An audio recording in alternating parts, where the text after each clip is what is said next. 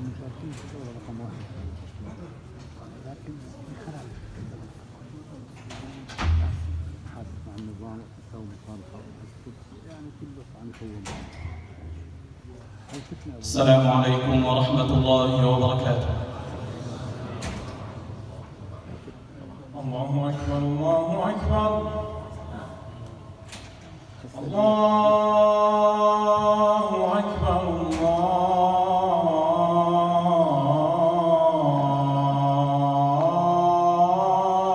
الله أكبر.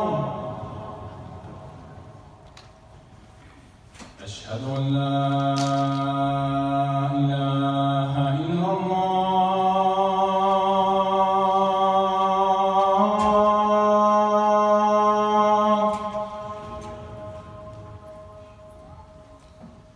أشهد أن لا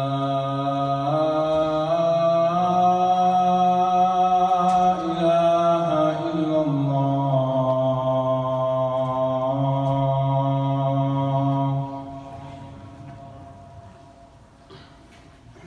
أشهد أن محمدًا رسول الله.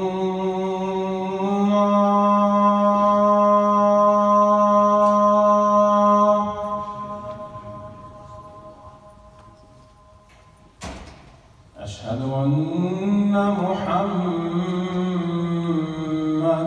رسول الله.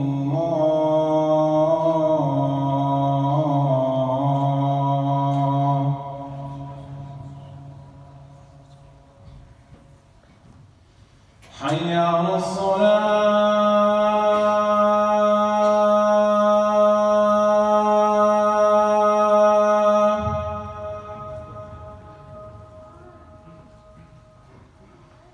حي على الصلاة.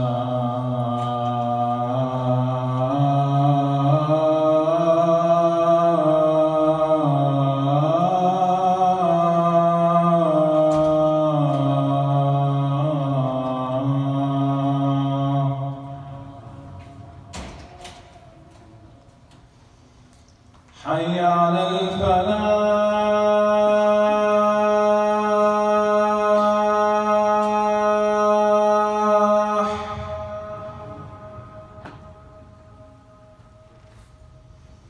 حي على الفلاح.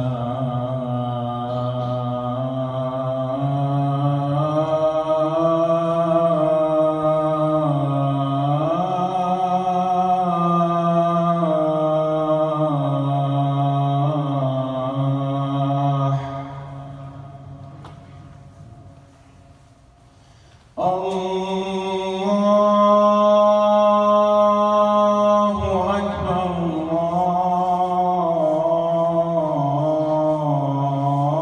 الله أكبر. لا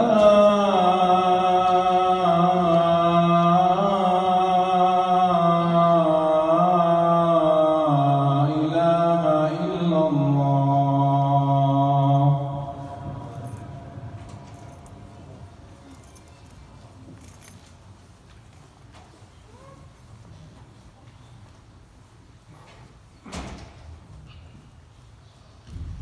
الحمد لله نحمده ونستعينه ونستغفره ونعوذ بالله تعالى من شرور أنفسنا ومن سيئات أعمالنا. من يهده الله فلا مضل له ومن يضلل فلا هادي له. وأشهد أن لا إله إلا الله وحده لا شريك له. وأشهد أن محمدًا عبده ورسوله. يا أيها الذين آمنوا اتقوا الله حق تقاته ولا تموتن إلا وأنتم مسلمون. يا أيها الناس اتقوا ربكم الذي خلقكم من نفس واحدة وخلق منها زوجها وبث منهما رجالا كثيرا ونساء. واتقوا الله الذي تساءلون به والأرحام إن الله كان عليكم رقيبا. يا أيها الذين آمنوا اتقوا الله وقولوا قولا سديدا يصلح لكم أعمالكم ويغفر لكم ذنوبكم ومن يطع الله ورسوله فقد فاز فوزا عظيما.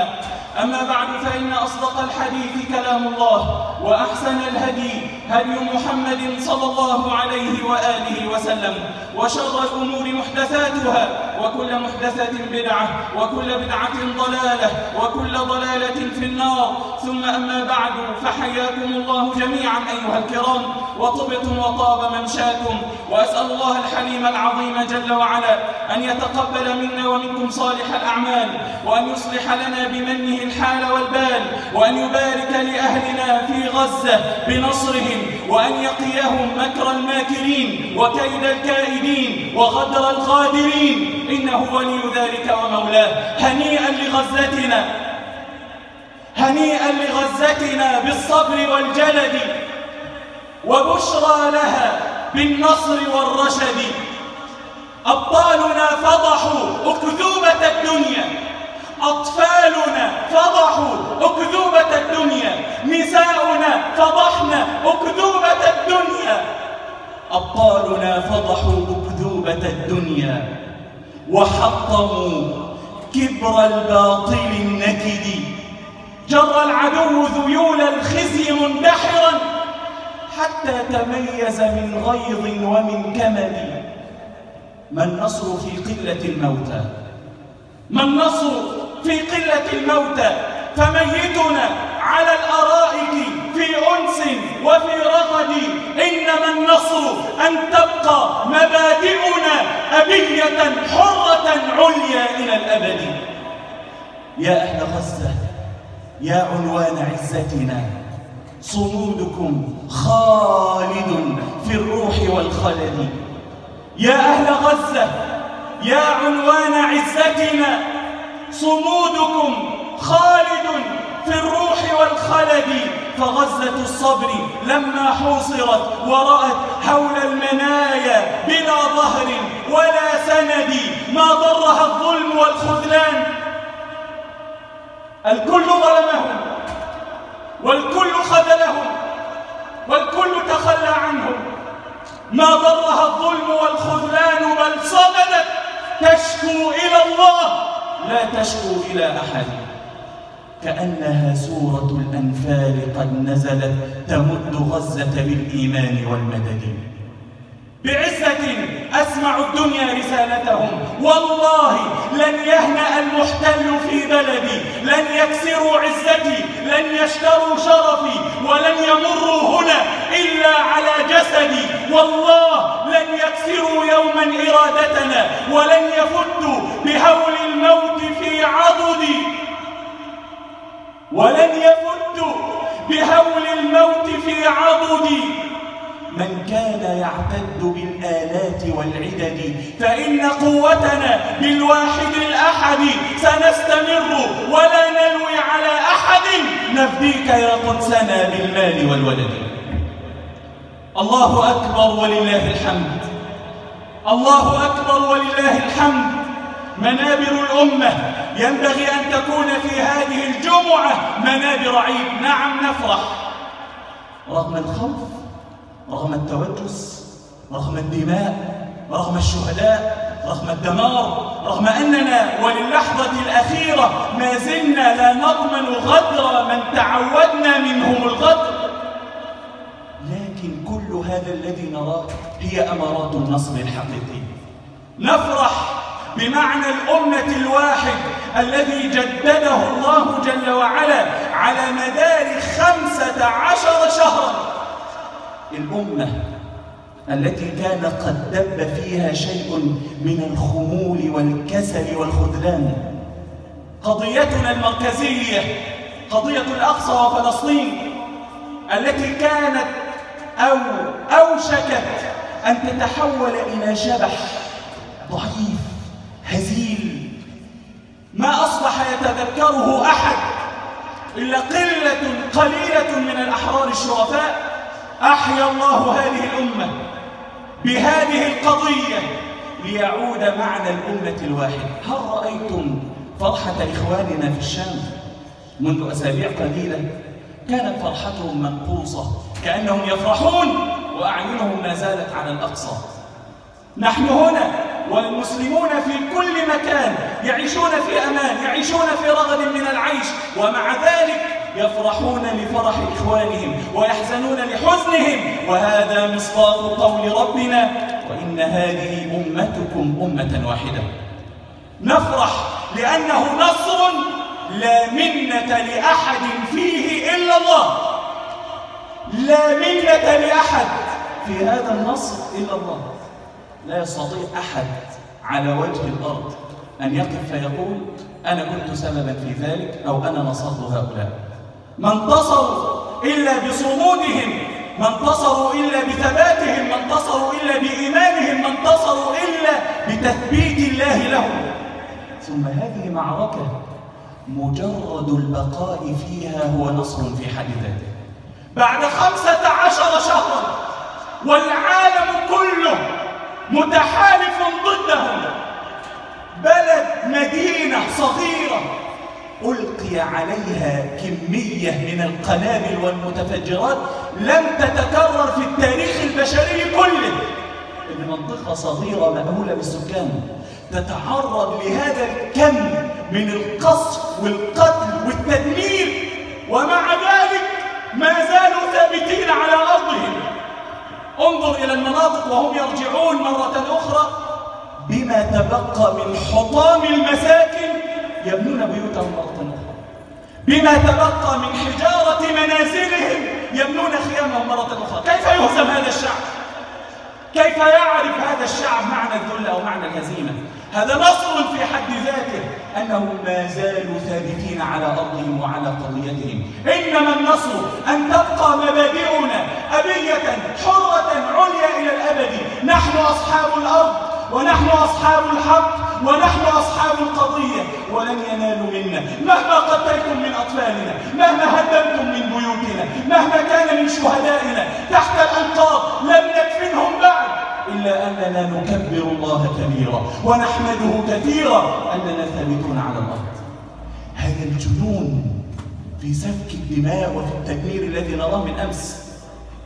يعني أعلن عن الصفقة، وأعلن أنه يومين وتتوقف الحرب ويتوقف إطلاق النار. تجدهم كأنهم يسارعون الوقت، قوم مغرقون في الإجرام والقتل، قوم عندهم هوس مرضي بسفك الدماء. لكن هذا الذي ترونه هو أكبر دليل على النصر. جر العدو ذيول الخزي مندحرا حتى تميز من غيظ ومن كمد. مغتاظ مجنون يريد أن يسفك الدماء لآخر قطرة، لا يكاد يصدق أنه لا شيء من أهدافه المعلنة قد تحقق له. ألم يكن يتشدق ذلك المجرم القاتل ليعلن أهداف محددة، يقول لن تتوقف الحرب ولن يتوقف قصف إطلاق النار، نو سيز فاير، سنحقق كذا وكذا وكذا. ماذا تحقق من هذه الأهداف التي كان يعلنها والتي كانت تشدق بها؟ الإجابة صفر، زيرو.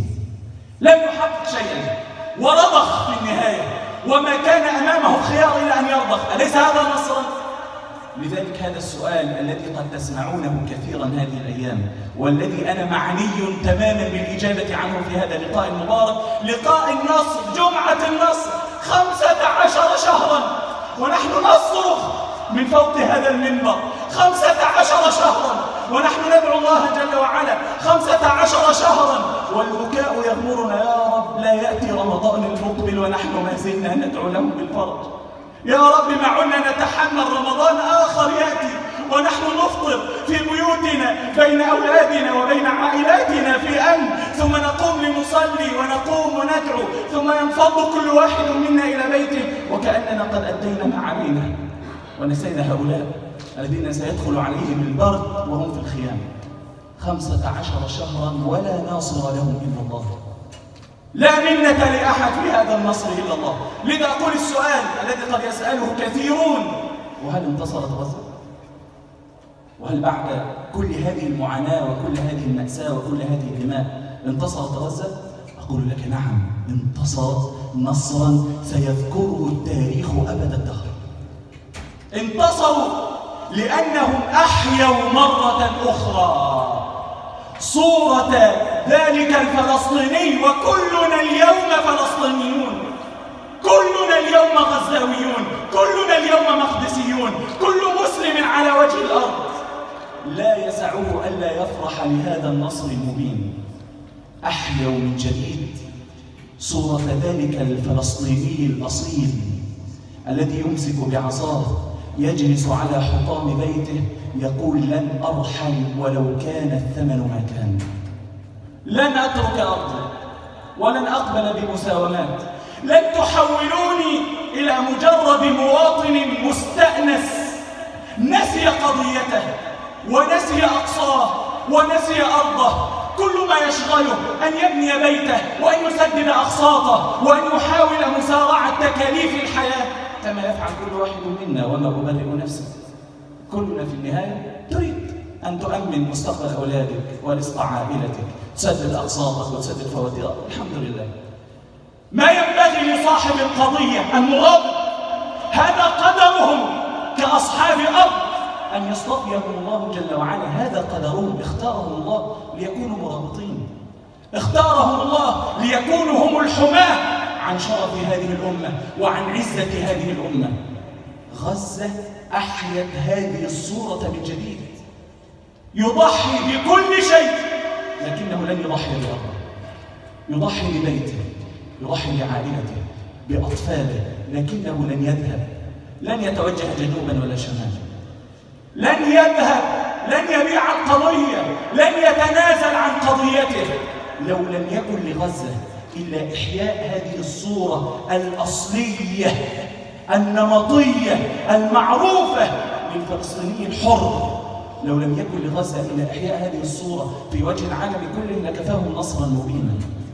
أنا أريدك الآن أن تقارن الفارق بين مركزية القضية الفلسطينية فقط قبل عام ونصف أمام العالم كله والآن. قارن بين موقع القضية الفلسطينية، بين علم الناس عما يحدث في فلسطين، عن الاحتلال وعن السفك وعن القتل الذي يحدث. العالم كله ماذا كان يعرف عن هذه القضية قبل عام ونصف، قبل 15 شهرا، وماذا يعرف الآن؟ كيف ينظر العالم الآن للغزاوي، للمقدسي، للفلسطيني، للمسلم بصورة عامة؟ قضية الأمة المركزية. قارن الآن بين المعسكرين. غزة يكبرون ويفرحون ويحتفلون على أنقاض بيوتهم، على بقايا مدينة، شبح مدينة، ومع ذلك يكبرون، يفرحون، يحتفلون. طيب المعسكر الآخر خلافات تدب، ولم نرى شيئا بعد لهذه الأحداث ما بعدها، ونقولها من هنا من فوق منبر رسول الله صلى الله عليه وسلم: ما انتهى الأمر، هذه مجرد بداية لهذه الأحداث ما بعدها. انظر إلى هذا الانقسام وهذا التشرذم وهذا الخلاف الذي يدوب بينهم، وأصلا يغري بينهم العداوة والبغضاء كما قال في كتابه سبحانه: وأن يلقي بينهم العداوة والبغضاء. انظر إلى المعسكرين، إلى حال المعسكرين، يتبين لك من المنتصر، يتبين لك من صاحب الحق، يتبين لك من يحق له أن يفرح رغم كل التحديات.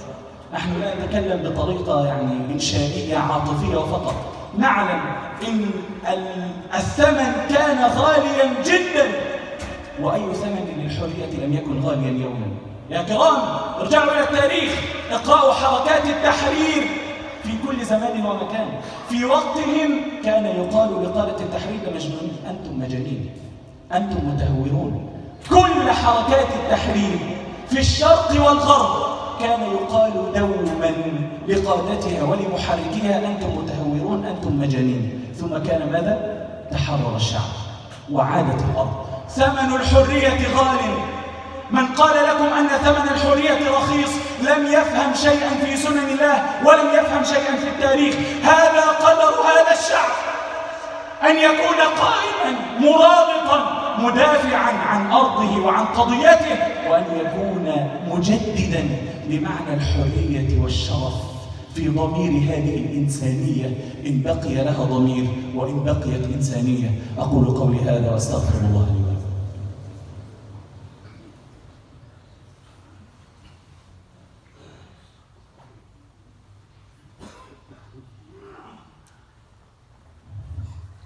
الحمد لله رب العالمين، والصلاة والسلام على أشرف المرسلين نبينا محمد وعلى آله وصحبه أجمعين.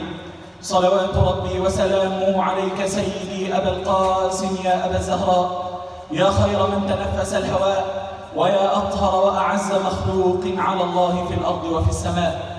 موقف لا يعلمه كثيرون من سنة النبي صلى الله عليه وآله وسلم، ذكره ابن سعد في الطبقات أن النبي صلى الله عليه وآله وسلم لما خرج إلى عمرة الحديبية وهو في الطريق مال إلى الأبواء.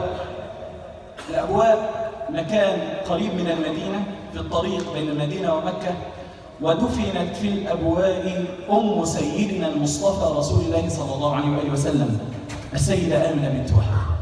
ويقف النبي صلى الله عليه وآله وسلم على قبر أمه ويبكي بكاء شديدا. قال أبو هريرة في الرواية: بكى النبي صلى الله عليه وسلم وأبكى من حوله. أنا أريدك الآن أن تتخيل معي رسول الله المصطفى المجتبى سيد الرجال سيد ولد آدم يقف أمام قبر أمه التي ماتت أمام عينيه وهو في السادسة من عمره، يبكي بكاء مريرا حتى أبكى من حوله من الصحابة.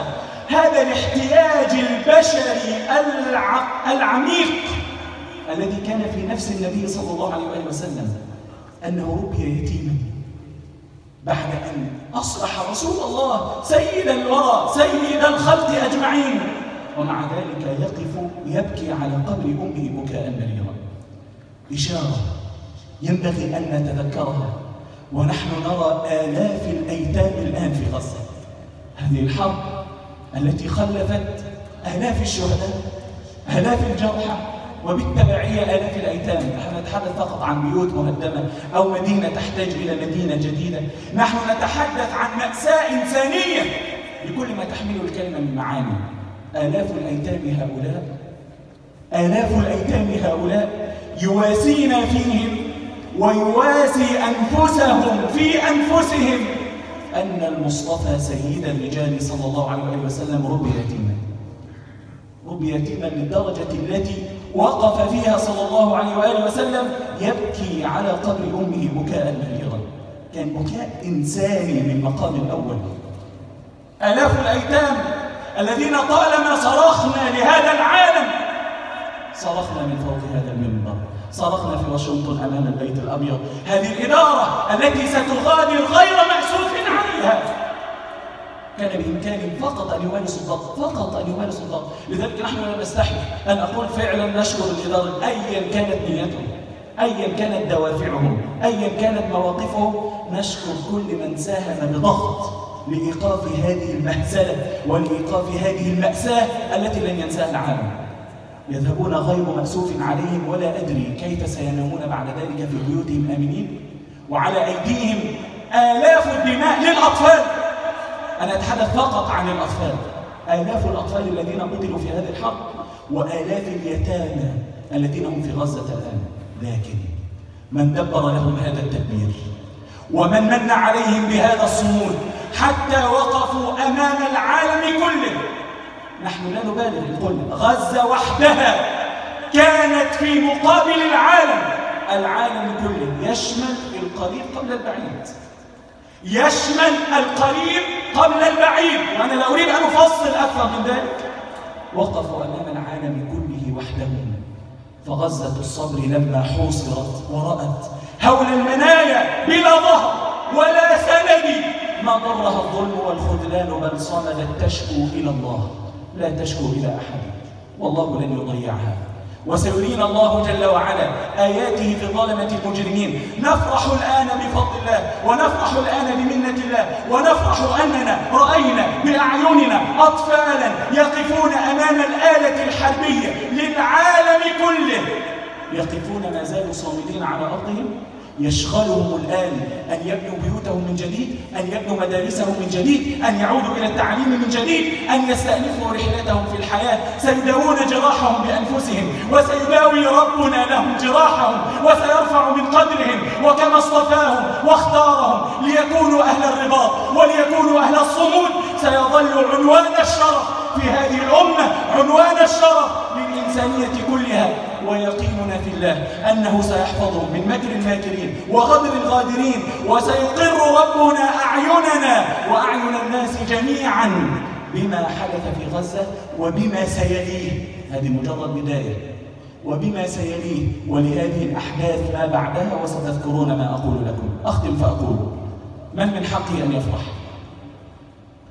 المخذلون المرجفون في المدينة الذين طالما شككوا في قدرة الله وفي نصر الله، الذين طالما سألوا ولم كل ذلك وما نتيجة ذلك، الذين أسرتهم الدنيا كما أسرت كثيرا منا، فقط يريد أن يعيش خانعا، يريد فقط أن يؤمن لأهله ولأسرته بيته، أقساطه، سيارته، ثلاجته.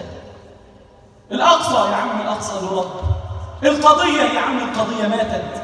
الأرض يا عم، الأرض لها رب يحميها. المرجفون في المدينة الذين طالما وجهوا اللوم للضحية، ولم يجرؤ واحد منهم أن يقف ليقول للقاتل: أنت قاتل، أنت ظالم، كفاك ظلما، كفاك قتلا. هؤلاء عليهم أن يتواروا خجلا وأن يتواروا حياء أمام هذا الصمود. إنما يفرح كل من قدم شيئا من النصرة لهؤلاء، كل من قدم شيئا من النصرة لإخوانه، بدعاء، بتبرع، بحزن في القلب، يعلمه الله جل وعلا من قلبه أنه يود لو يملك له النصرة. من حق هؤلاء أن يفرحون. وكيف نفرح؟ نفرح بفضل الله، نكبر الله ونشكره ونحمده سبحانه أن أرانا بأعيننا آية من آياته في شعب أعزل وقف صامدا أمام آلة الإجرام التي تجمعت عليه من الشرق والغرب، ورغم كل ذلك لا رحل ولا عد الحدود إلى بلد أخرى ولا تخلى عن قضيته، بل بعز أعلن وأسمع الدنيا رسالته: والله لن يهنأ المحتل في بلدي، لن يكسروا عزتي، لن يشتروا شرفي، ولن يمروا هنا إلا على جسدي، فإما أن أعيش حرا على هذه الأرض وإما أن أدفن فيها. هنيئا لهم وشكرا لهم وبارك الله فيهم وجزاهم عنا خيرا، وأسأل الله أن يقبل عذرنا فيهم وأن يعينهم على أن يسامحونا على خذلان كثير منا لهم. اللهم غير الحال إلى أحسن حال، غير الحال إلى أحسن حال. أقر أعيننا بتمام نصرك وتمام مددك وتأييدك. أقر أعيننا بانتقامك من الظلمة القتلة المحتلين. أقر أعيننا بانتقامك منهم أجمعين. اللهم أصلح الحال لغزة، اللهم أصلح الحال لغزة وأهلها وللضفة وأهلها ولعموم فلسطين. أصلح لهم الحال والبال، هيئ لهم من أمرهم رشدا. قهم شر الخونة من أنفسهم قبل غيرهم، قهم شر الغدرة من أنفسهم قبل غيرهم، وتولى أمورهم بكرمك وفضلك يا أكرم الأكرمين. اغفر لنا وارحمنا وتب علينا وارض عنا، وإلى غيرك لا تكلنا، ومن شر عبادك سلمنا. آمين آمين. وصل اللهم وسلم على نبينا محمد وعلى آله وصحبه، وأقم الصلاة. الله أكبر، الله أكبر. أشهد أن لا إله إلا الله، أشهد أن محمدا رسول الله. حي على الصلاة، حي على الفلاح، قد قامت الصلاة، قد قامت الصلاة. الله أكبر، الله أكبر، لا إله إلا الله.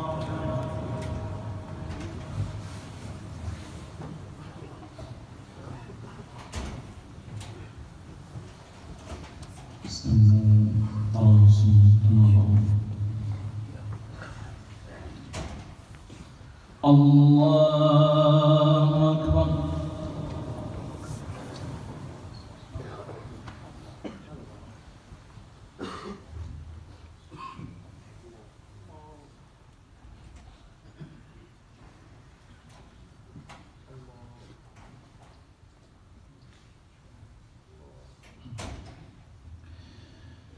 بسم الله الرحمن الرحيم الحمد لله رب العالمين الرحمن الرحيم مالك يوم الدين إياك نعبد وإياك نستعين اهدنا الصراط المستقيم صراط الذين أنعمت عليهم غير المغضوب عليهم ولا الضالين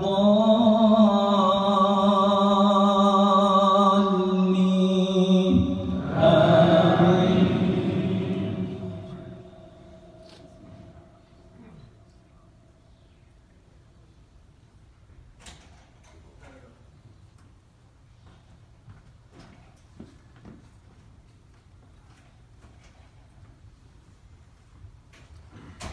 إذ تستغيثون ربكم فاستجاب لكم أني ممدكم ب1000 من الملائكة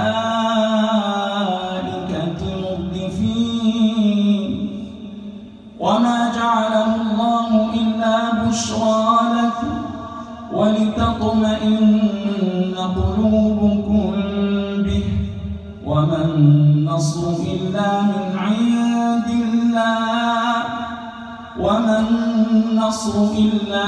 عند الله العزيز الحكيم. الله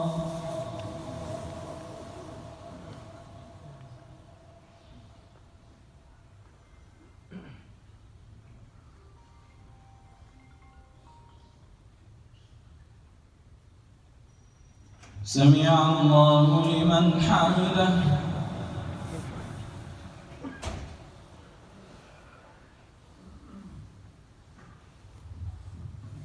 الله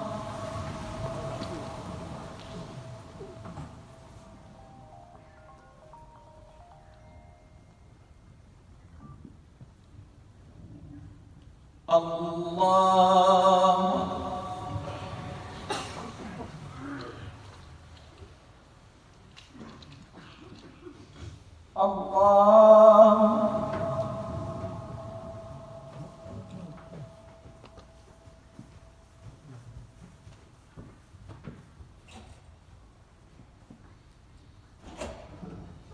الله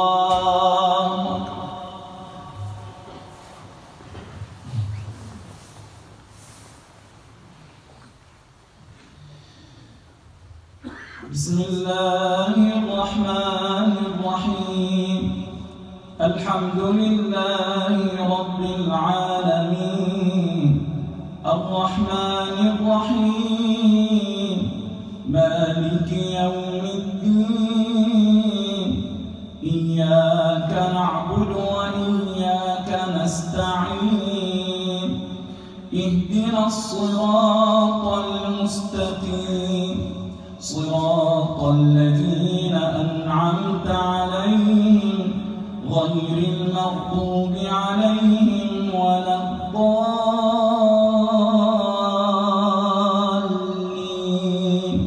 آمين.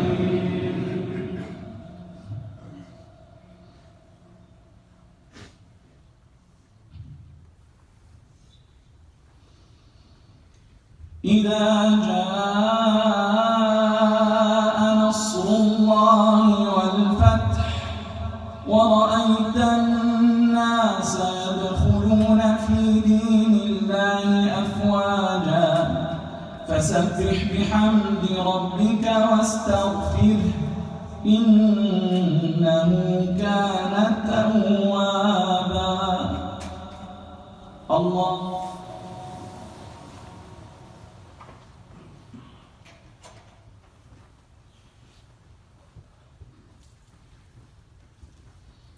سمع الله لمن حمده.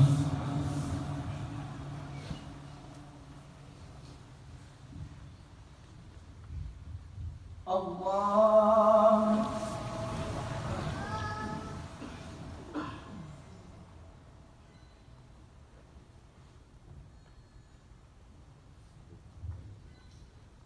الله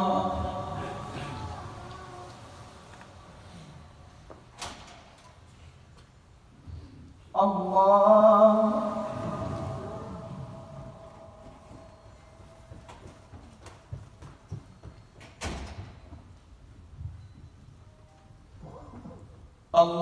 الله أكبر.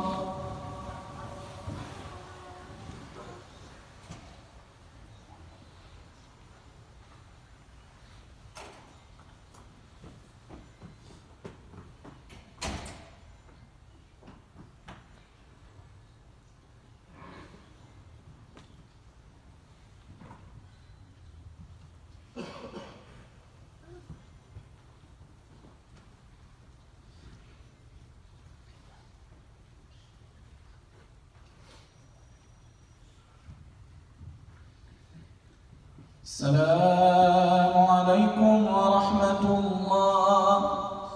السلام عليكم ورحمة الله.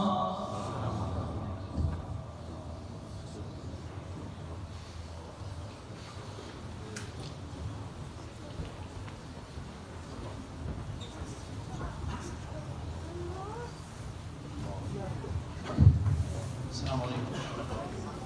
هناك نشاط يسمى Islamic Heritage في ساوث جيرسي، يوم التراث المسلم.